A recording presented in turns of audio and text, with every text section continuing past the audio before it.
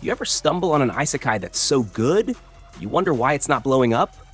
Well, today we're talking reincarnation isekai that deserve way more hype.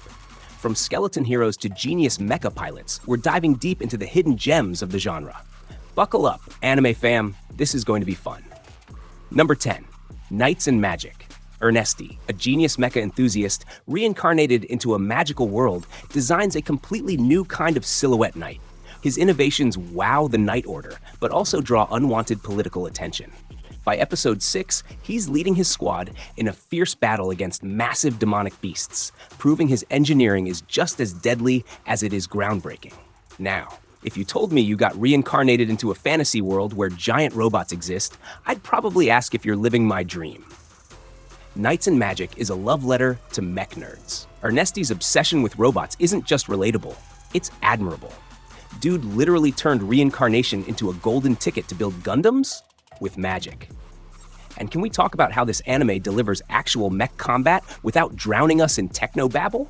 The fights are crisp, the stakes are high, and Ernesti is that rare protagonist who's both humble and unstoppable.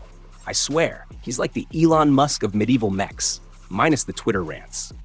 Number 9, I'll become a villainess who goes down in history. Alicia, a modern-day woman reincarnated into the body of an infamous villainess, decides she's going to lean into her evil role, but in her own stylish way. By episode 5, she's winning over allies and scaring her enemies, rewriting the story's script and making herself a legend in her own right.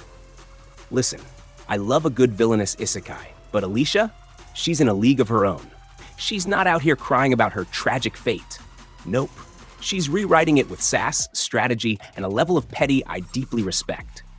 There's something satisfying about watching her walk into a room and have everyone whisper her name like she's the Beyoncé of bad girls. And let's be real, sometimes being evil just means you finally started setting boundaries. Number 8, Teogonia Kai, a young man who suddenly recalls his past life, using his modern knowledge to survive in a brutal fantasy world filled with dangerous beasts. By episode 7, he's applying tactics from his former life to help his village fend off a devastating monster raid, earning respect from warriors twice his age. Teogonia is like if you took the grit of Attack on Titan and sprinkled in the I've been here before reincarnation twist. It's raw, it's bloody, and it doesn't coddle the main character.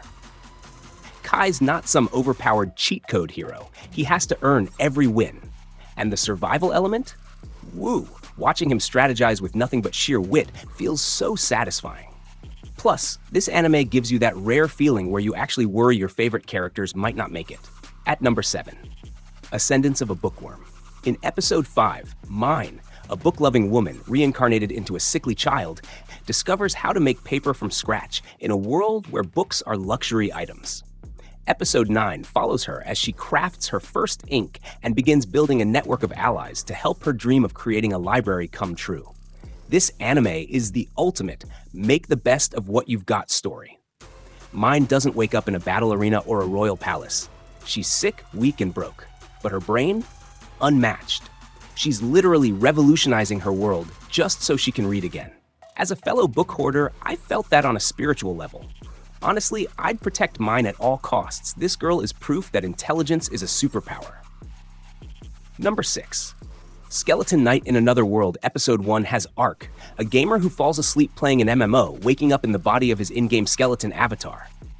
By Episode 4, he's rescuing an enslaved elf girl, proving that even undead heroes can have a beating heart. Metaphorically speaking, of course. Ark is the most wholesome skeleton you'll ever meet. Yeah, he looks like he should be in a heavy metal band album cover, but he's out here doing knightly deeds and cracking dad jokes. The action is solid, the comedy hits, and the fact that he has to hide his bony appearance adds this fun layer of tension. It's like a fantasy buddy comedy with sword fights and just enough moral weight to make you think. Number 5. Digimon, Digital Monsters. A group of kids are transported to the digital world, where they each partner with unique creatures to survive. By episode 21, Tai and Agumon evolve to face off against the terrifying Edamon, leading to one of the most emotional victories in the series. Yes, Digimon is technically a reincarnation isekai. Fight me on this.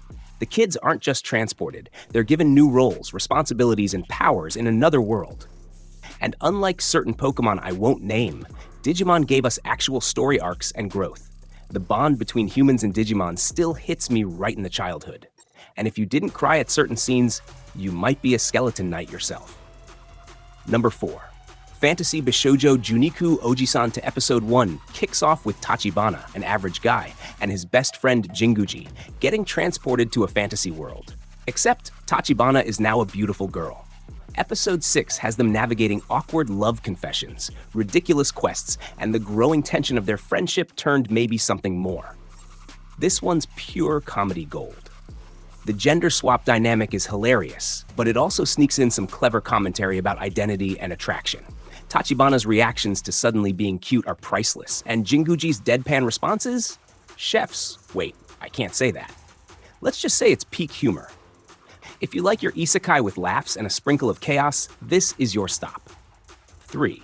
Worldend. What do you do at the end of the world? Are you busy? Will you save us?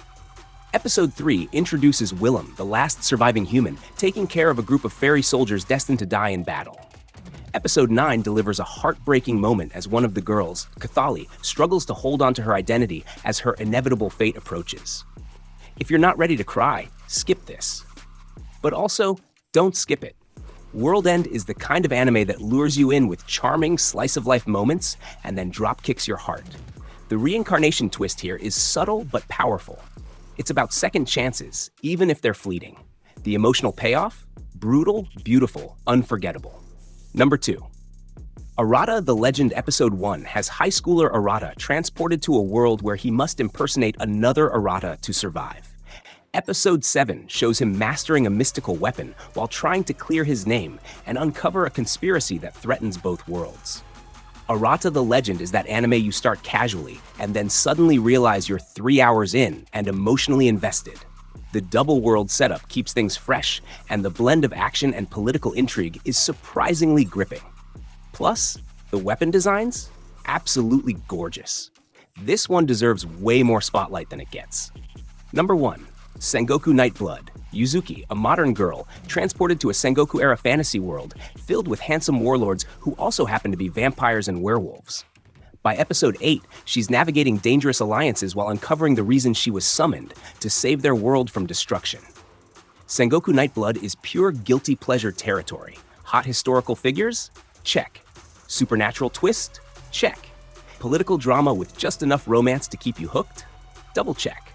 It's campy, it's beautiful, and the soundtrack slaps. Yuzuki's not just a damsel, she's an active player in the chaos. And honestly, vampires in samurai armor? Sign me up. And there you have it, 10 reincarnation isekai that deserve a permanent spot on your watch list. Some will make you laugh, some will make you cry, and some might make you wish you were reborn in another world. Don't just stick to the mainstream. Your next favorite anime might be hiding off the radar.